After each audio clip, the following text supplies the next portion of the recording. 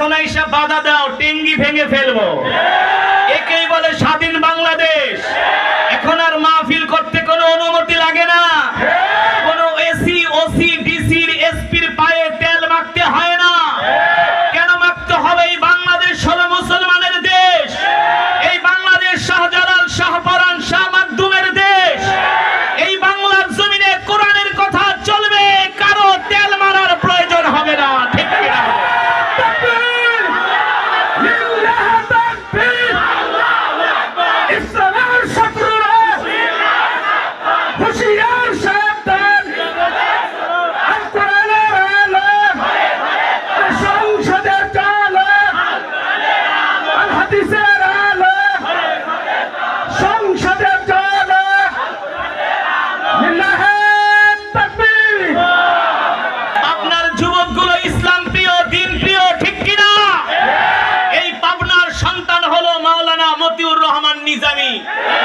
যিনি ছিলেন শিল্পমন্ত্রী, যার মন্ত্রণালয় 4 আনার দুর্নীতি দেখাতে পারে না। ঠিক কিনা বলুন? এই বাংলার জমিনে আলেম ওলামা যারাই সরকারের এমপি হয়েছে, মন্ত্রী হয়েছে, তাদের মন্ত্রণালয় 2 পয়সার দুর্নীতি দুদক বের করতে পারে না। ইমানদার মুসলমান, সমস্ত প্রশংসা কার জন্য? আরো জোরে বলি, কার জন্য? একমাত্র মহান রব্বুল আলামিনের জন্য, যিনি আমাদেরকে সৃষ্টি করেছেন। ঠিক কিনা বলুন? আমি এখন আপনাদেরকে কয়েকটা প্রশ্ন করব। এই প্রশ্নের উত্তরগুলো তারাই দিতে পারবে যাদের ঈমানের পাওয়ার আছে। প্রশ্নগুলো করব, উত্তর দেওয়ার জন্য রাজি আছেন? তৈয়ার আছেন তো ইনশাআল্লাহ? ইমানদার মুসলমান বলেন, আমাদের হায়াতের মালিক কে? যুবক আরো জোরে বলতে হবে, আমাদের রিজিকের মালিক কে? আমরা কার গোলাম? এক আল্লাহর গোলাম। ঠিক কিনা বলি? আসমান কা, জমিন কা? আল্লাহর জমিনে আল্লাহর কোরআনের কথা চলবে। ঠিক কিনা বলুন? আমি আপনাদের সামনে যে কোরআন পড়েছি, আল্লাহ রাসূল সাল্লাল্লাহু আলাইহি ওয়াসাল্লাম যখন মক্কার জমিনে এই কোরআন পড়তেন, মক্কার আবু জেহেল, আবু লাহাবরা এই কোরআনের তেলাওয়াতে বাধা দিত। ঠিক কিনা বলুন? ওই মক্কার আবু জেহেল, আবু লাহাবরা, বাংলাদেশেও কিছু আবু লাহাবের নাতিপুতিরা ছিল, ওরাও মাহফিলে বাধা দিত।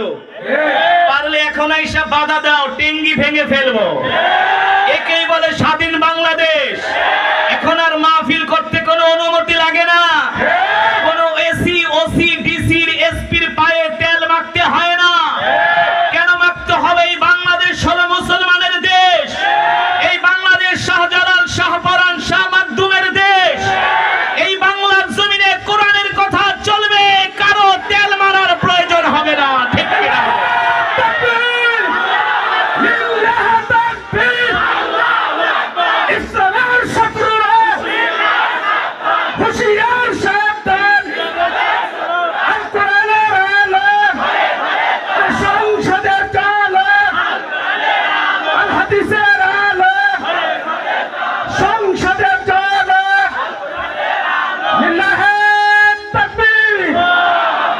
যারা মাহফিলে বাধা দিয়েছেন,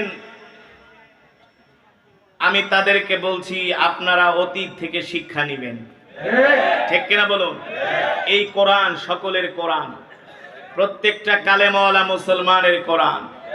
কার বাবার ক্ষমতা আছে যে কোরআনের কথা বলতে বাধা দেয়? আবু জেহেলের ধ্বংস হয়েছিল একমাত্র কোরআনের বিরোধিতা করার কারণে।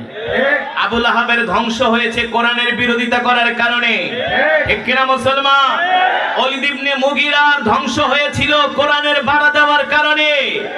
ফেরাউন, নমরুদ, হামান, কারুন, সাদ্দাতদের ধ্বংস হয়েছিল আল্লাহর জমিনে দ্বীন কায়েম বাধা দেওয়ার কারণে।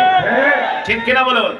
তারা দ্বীন কায়েম করতে দিত না, তারা আল্লাহর দ্বীনের বিরুদ্ধে যুদ্ধ ঘোষণা করেছে। এই কারণে পৃথিবীর সুপার পাওয়ার, পরাশক্তি হওয়ার পরেও ফেরাউনকে আল্লাহ তাআলা লোহিত সাগরে ডুবিয়ে মেরেছে। ঠিক কিনা মুসলমান? ও মুসলমান আল্লাহর বান্দারা, আমি আপনাদের সামনে যে কোরআনুল কারীমের তেলাওয়াত করলাম, আল্লাহ রাব্বুল আলামিন এই কোরআনুল কারীমের মধ্যে বলছেন, আলা লাহুল খালকু ওয়াল আমর, তাবারাকাল্লাহু রাব্বুল আলামিন। আল্লাহ রাব্বুল আলামিন বলেন, নবী আমার, আপনি মক্কার জমিনে কোরআনের কথা বলেন, মক্কার কাফেরেরা কোরআনের তেলাওয়াতে বাধা দেয়, ঠিক কিনা বলুন? আপনি মক্কার কাফেরদেরকে ভয় করবেন না, আবু জেহেল, আবু লাহাব, উতবা, সাইবাদেরকে ভয় করবেন না। আপনি তাদের সামনে বুক উঁচিয়ে ঘোষণা করে দেন, আলা লাহুল খালকু ওয়াল আমর তাবারাকাল্লাহু রাব্বুল আলামিন। এ মক্কার কাফেররা, আমি আল্লাহর পয়গম্বর মুহাম্মদ সাল্লাল্লাহু আলাইহি সাল্লাম ঘোষণা দিলাম, আজ থেকে আসমান যার, আইন চলবে তার, ঠিক কিনা?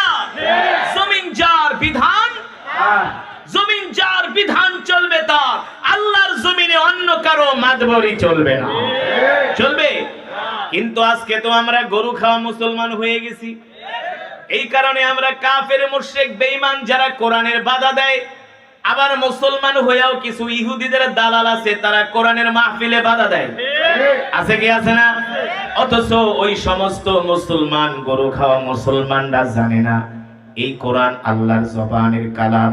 এই কোরআনের তেলাওয়াত শুনে অসংখ্য কাফের, মুশরিক, বেঈমানরা কালেমা পড়ে মুসলমান হয়ে গিয়েছে, ঠিক কিনা বলুন? ওই সমস্ত মুসলমানরা জানে না এই কোরআনের জন্য, কোরআনের প্রেমে পাগল হয়ে রাসূলের এমন অসংখ্য সাহাবী ছিল যারা ছিল মূর্তি পূজক। কি ছিল? ওই মূর্তি পূজকরা কোরআনের তেলাওয়াত শুনে পাগল হয়ে তারা কালেমা পড়ে মুসলমান হয়ে গেছে। কিন্তু মুসলমানের বাচ্চা হয়েও তারা কোরআনের তেলাওয়াত, কোরআনের মাহফিলে বাধা দিছে, ঠিক কিনা বলুন? রাসূলের একজন সাহাবী ছিল যার নাম হলো আবু তলহা। নাম কি? বয়ান চলবে কতক্ষণ? বসেন। সারা রাত আবার দুইজন উঠে গেছে। শোনেন, এখন কিন্তু শয়তানে ডাকবো যে দোস্ত আর ও আর শোনার দরকার নাই, কেরাত শুনছো, সোয়াব পাইছো, এবার বাড়িতে যায় ঘুমাও। এই কথাকে মাহফিলের বাইরে নিয়ে কিন্তু বিড়ি টান দেওয়া হইব, ঠিক কিনা বলুন? যখন আপনি যাইতে চাইবেন না, তখন বলবো ঠিক আছে তুমি ওয়াজ শোনো, সমস্যা নেই, একটু বাইরে আসো, তোমার সাথে কথা আছে। বাইরে নেওয়ার পরে সিগারেটটা পকেট থেকে বাইর করে কয়েকবার টানতে টানতে সোজা বাড়িতে যান। এই হুজুরদের কথা শোনার দরকার নাই। আরে সামনে আরো মাহফিল আসতেছে, শীতের দিন অন্য মাহফিলে যাই, কিন্তু আমরা শয়তানকে আজকে কোনো সুযোগ দিব না। আমরা শেষ মোনাজাত দিয়া বাড়িতে যাব, ইনশাআল্লাহ। কে কে রাজি নাই হাত উঠাই। এই পাবনার মানুষ, আপনাকে কিন্তু একটা বদনাম আছে, কি না? পাবনার মাটি ইসলামের জন্য উর্বর ঘাঁটি। পাবনার যুবকগুলো ইসলাম প্রিয়, দিন প্রিয়, ঠিক কিনা?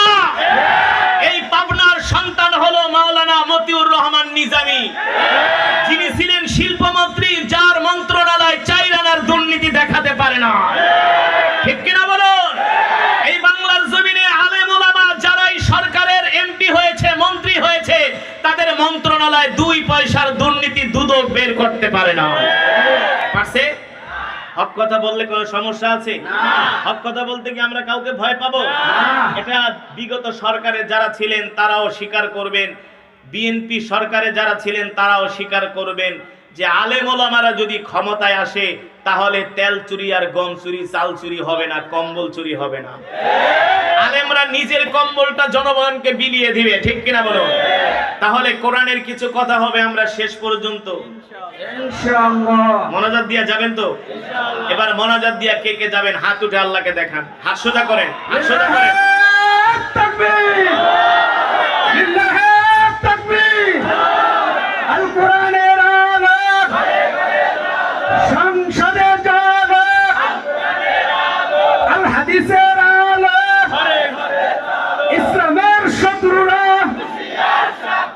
হুঁশিয়ার সাবধান, লিল্লাহি তাকবীর।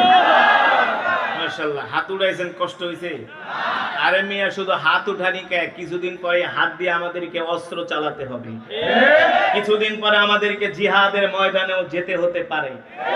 শুধু কি ওয়াজ মাহফিল করলে চলবো নাকি?